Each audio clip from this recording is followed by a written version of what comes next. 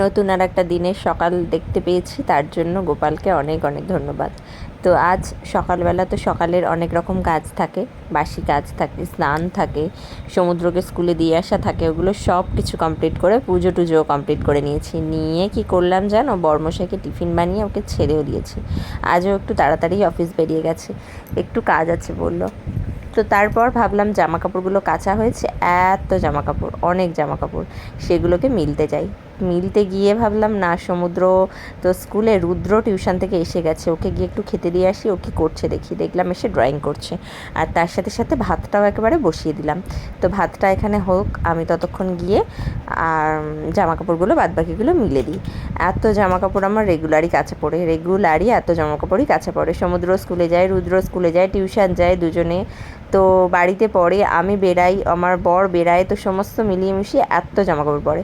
আর এই বারান্দার ব্যালকনিতে সেটটা তো করাই ছিল, শুধু দড়িগুলো ঠিকঠাক করে বাঁধা ছিল না, অনেক বছর আগেকার বাঁধা ছিল। তো এখানে আমি জামাকাপড় খুব একটা মিলতাম না, আমি নিচে উঠোনেই মিলতাম, কিন্তু বর্ষাকালে তো আর সেটা সম্ভব না। তো সেই কারণে বললাম বর্মশাইকে ব্যালকনির এই দড়িগুলো একটু টান টান করে বেঁধে দিতে। তো বেশ কয়েকদিন আগে ওটা বেঁধে দিয়েছিল, আমি তারপর থেকে এখানেই জামাকাপড় মিলি। তো অনেকেই ভাবো আমি সারাদিন কিছুই হয়তো করি না এখানে, সারাদিন শুয়ে বসে থাকা ছাড়া আমার হয়তো কোনো কাজই বাড়িতে থাকে না, আর যেগুলো ভিডিওতে করি ওগুলো লোক দেখানো কাজ। তো তারা জানলে, মানে তাদের জন্যই বলছি আমি বেসিক্যালি, বাড়িতে যদি সব জায়গায় ক্যামেরা লাগানো থাকতো তাদের জন্য হয়তো সুবিধা হতো আরেকটু বুঝতে, যে আমি কিছু করি কি করি না।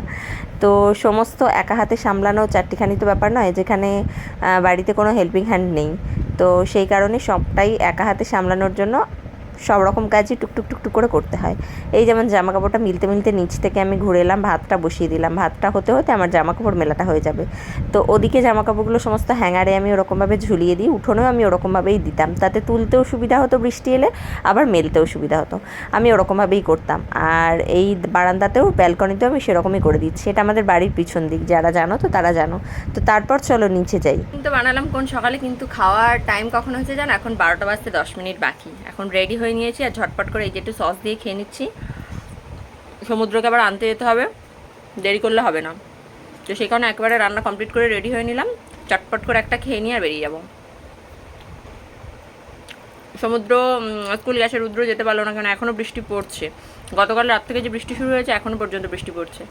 তো সেই কারণে রুদ্র আর যেতে পারলো না, যেহেতু একা ফেরে স্কুল থেকে, তো সেই কারণে ওকে আর পাঠানোর সাহস পেলাম না, ও স্কুল যায়নি, বাড়িতেই আছে। এখনও বৃষ্টি পড়ছে, আমাকে রেনকোট ছাতা সমস্ত কিছু নিয়ে যেতে হবে।